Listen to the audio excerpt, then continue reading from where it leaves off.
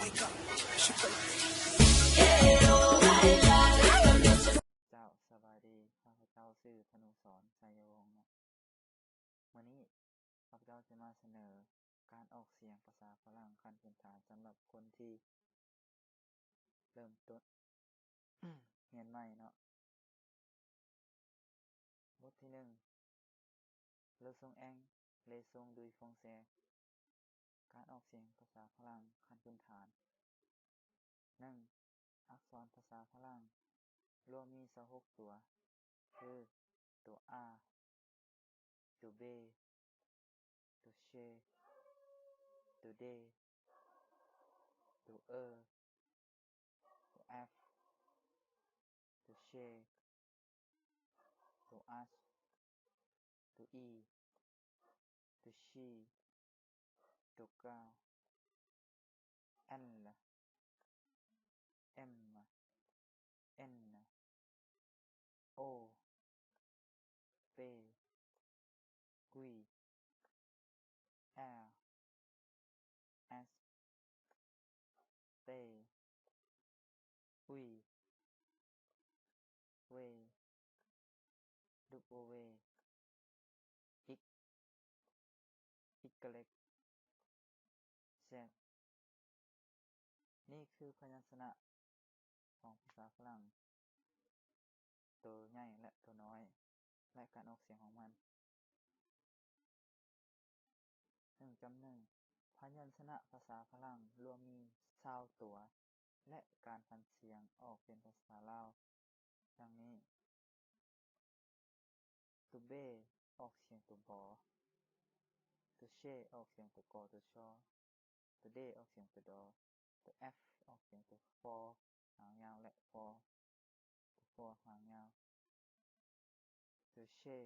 จะออกเสียงตัวชอตัวกอตัว H จะออกเสียงตัวทอตัวฮอตัว C จะออกเสียงตัวจอตัวชอตัวก้าจะออกเสียงตัวกอ N จะออกเสียงตัวรอ M จะออกเสียงตัวมอ N จะออกเสียงตัวนอ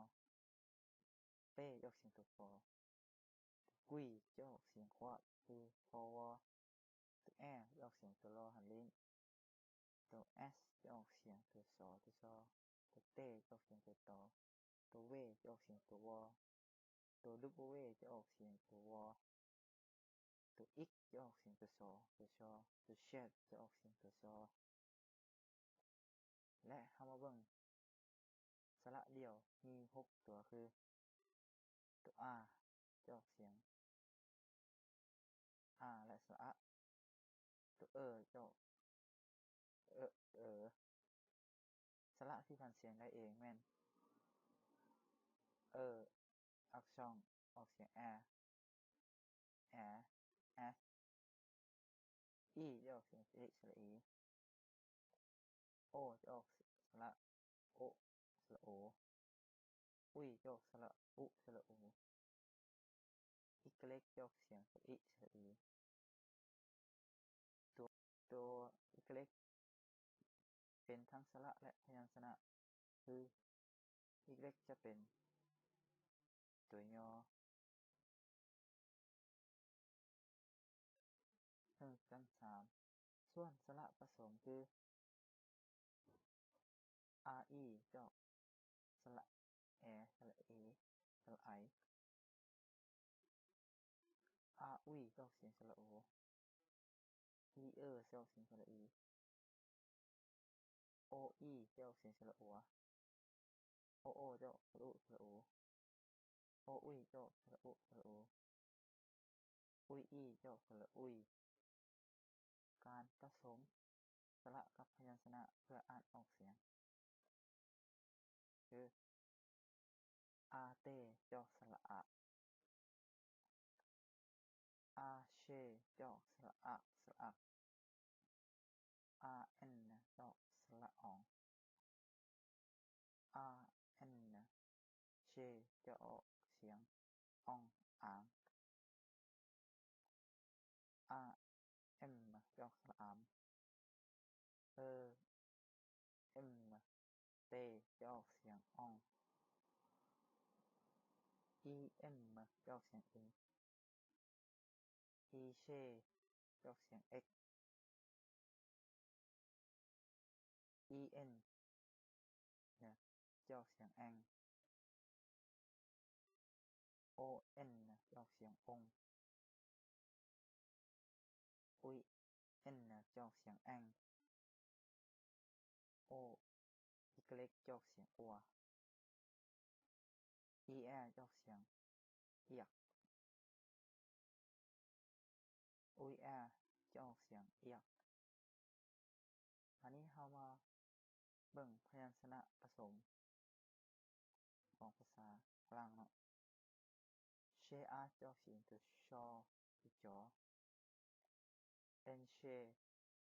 จะออกเสียงตัวงอเชเอนจะออกเสียงตัวยอ as as จะออกเสียงตัวชอกุยอุยจะออกเสียงฟ้าคือคอวอเป้อาสจะออกเสียงตัวพอหางยาวและพอหางสั้นเดอาสจะออกเสียงตัวทอเตอาสจะออกเสียงตัวต่อและตัวทอเบอาสจะออกเสียงตัวบอและตัวฟอเมื่อเรามาฮู้ทั้งสระและพยัญชนะแล้วเราก็สามารถเอามาผสมเข้ากันเพื่ออ่านออกเสียงเป็นคำศัพท์ภาษาฝรั่งตัวอย่าง